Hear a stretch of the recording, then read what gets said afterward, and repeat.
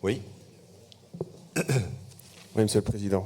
Mes chers collègues, je vais essayer d'être bref. Merci à notre vice-président Joël Dombrini pour cette présentation et cet éclairage sur la DGF à la fois 2023 et 2024. J'ai quelques petites remarques et questions. Tout d'abord, saluer le travail qui a été fait par l'Observatoire qui avait été mis en place et qui, grâce à son analyse, a permis, comme vous l'avez dit, donc de revoir la voilure et de diminuer cette DGF de 6 millions d'euros. Et également heureux de constater que cet observatoire va être reconduit pour 2024. Concernant les modalités de calcul sur le socle obligatoire, et plus spécifiquement donc sur le fonds de roulement disponible, il y a la création, Monsieur le Président, d'une 5e catégorie cette année, du moins pour 2024, pour les établissements qui ont un fonds de roulement disponible supérieur à 90 jours.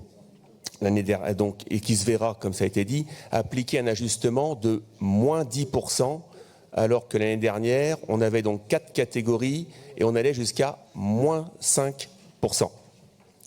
On voulait juste savoir pourquoi, quelles ont été les modalités pour justifier cette nouvelle catégorie et si vous saviez déjà combien d'établissements seraient dans cette 5e catégorie. Ensuite, donc, cette DGF donc, qui sert à couvrir notamment les dépenses énergétiques.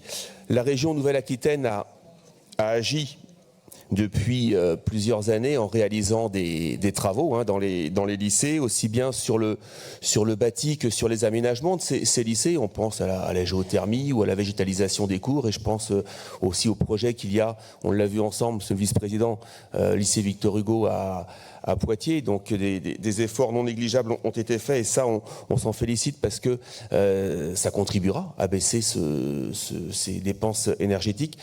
Mais vous savez que sur l'Académie de Poitiers, les coûts sont fixés en amont de par des accords qui ont déjà été passés. Je voulais savoir s'il n'était pas possible que la région pèse de tout son poids pour pouvoir éventuellement aller discuter, je sais que ça doit être compliqué, avec les distributeurs d'énergie pour que dans les académies, aussi bien alors les rectorats de Limoges et de Bordeaux, on puisse avoir ces coûts énergétiques qui sont connus et fixés à l'avance. Enfin, pour terminer, un petit mot sur l'enseignement privé qui n'est pas évoqué dans la délibération, mais je suppose que les règles d'attribution qui nous avaient été expliquées par vous l'année dernière sont toujours les mêmes, et je suppose donc que les établissements sous contrat sont traités de la même façon que les établissements publics. Voilà ce que nous souhaitions vous dire, et j'irai pas jusqu'à dire que vous avez notre bénédiction, mais en tout cas, le groupe des Républicains votera pour.